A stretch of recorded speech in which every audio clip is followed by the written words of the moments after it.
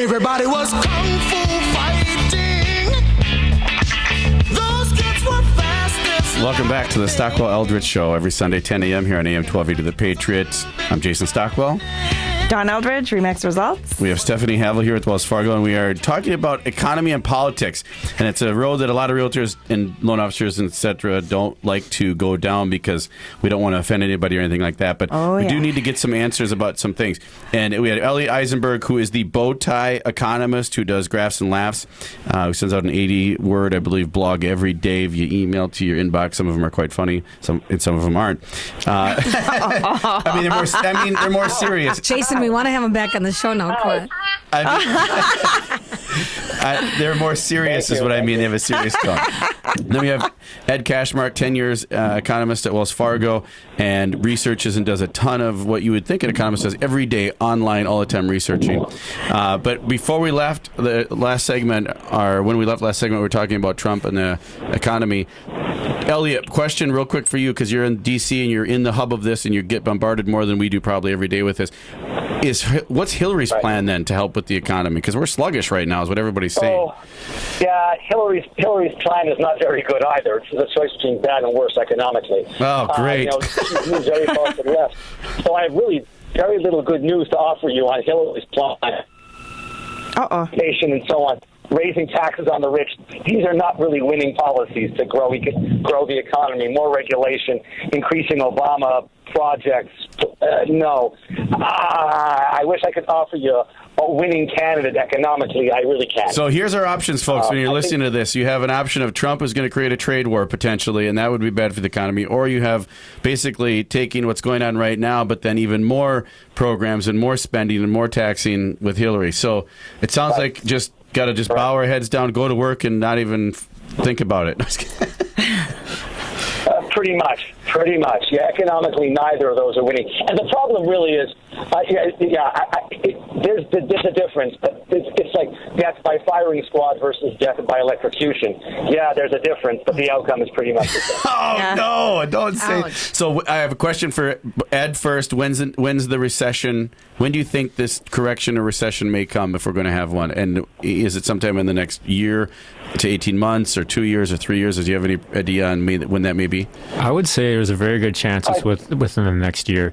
And the reason I say that is a few things. First of all, employment growth is slowing. Second of all, unemployment has reached a point where in the past we've seen it turn around. And generally speaking, when unemployment starts to go up, it goes up rather swiftly.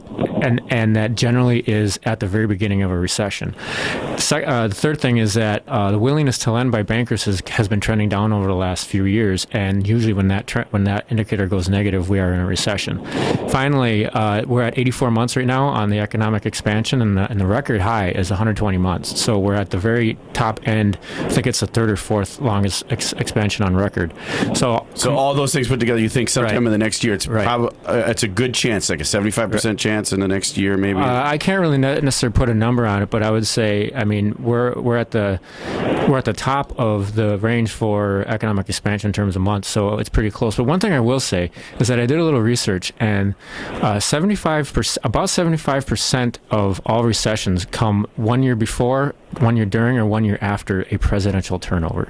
So we've had three quarters of all recessions happen. Right, and so when you look at two-term presidents, you generally don't have a recession in the middle of a two-term presidency, but it generally happens at the end of a presidency or the beginning of another one. In other words, right toward the end of one or right after another one takes over. So, Elliot, what's your take on that? When do you think it may be? Do you have a different opinion on anything on there? I always like to get a contrast.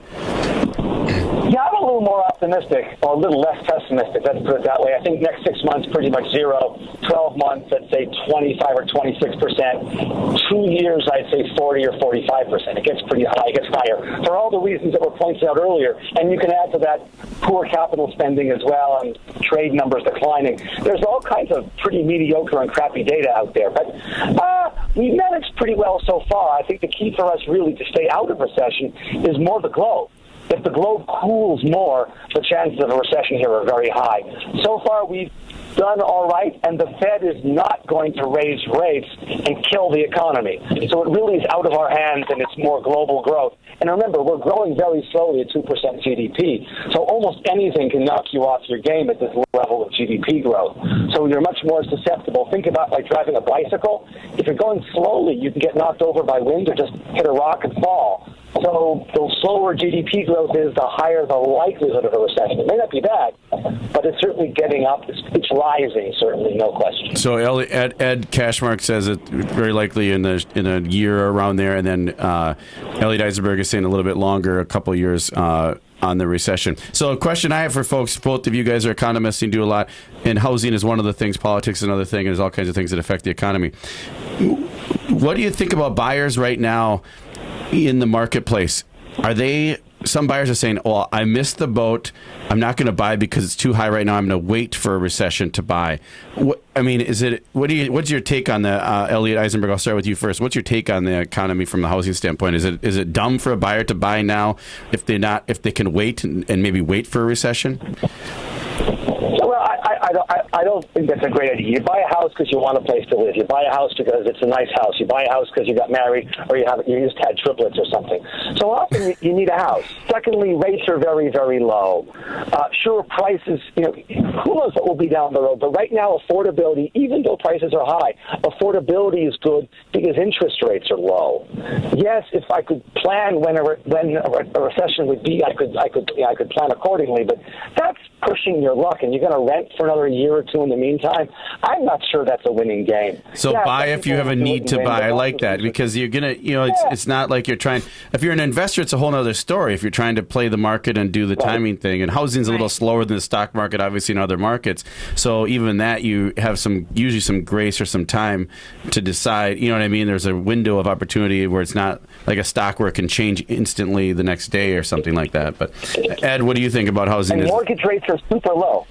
Yeah. Especially at Wells Fargo.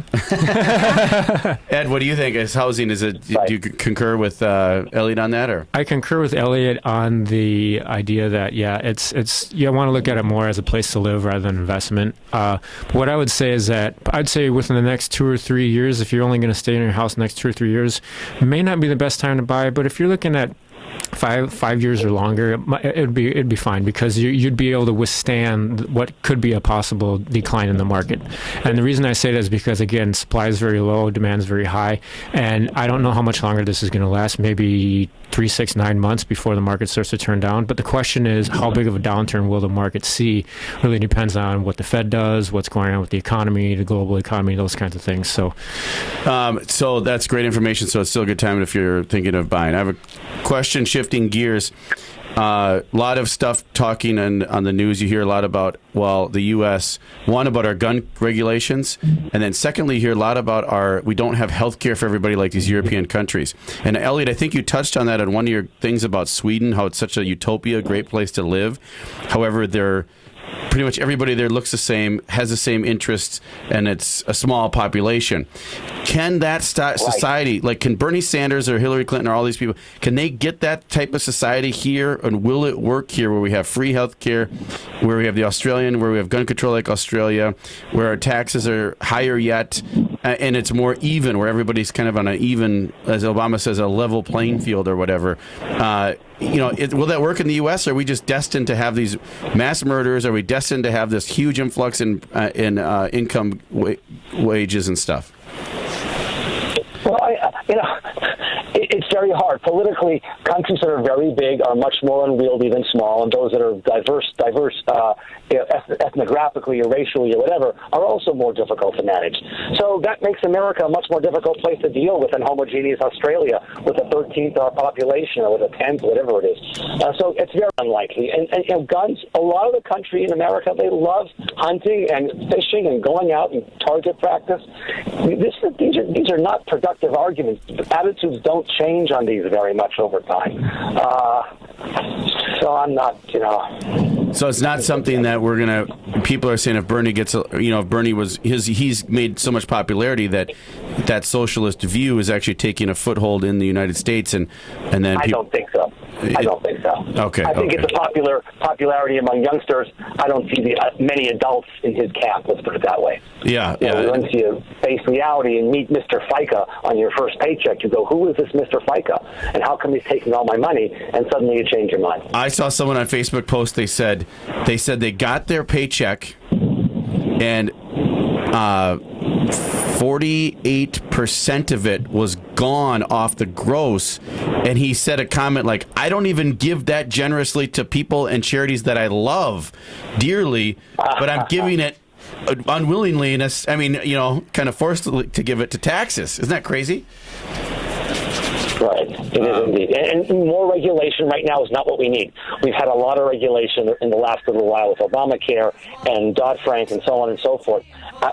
We need a break. We need a break right now. Yep. Amen, Elliot. A lot of regulation in financial institutions. That was Elliot Eisenberg.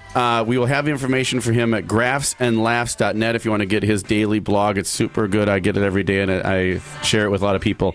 Elliot, thanks so much. Have fun in D.C., and we'll have you back on again. And we got to hook up when you come to Minneapolis next time. Thanks, Elliot. Thanks, Sounds Elliot. great. Thank you so much, guys. Thank you all. Good to meet you, Elliot. Bye. Cause I'm the tax man.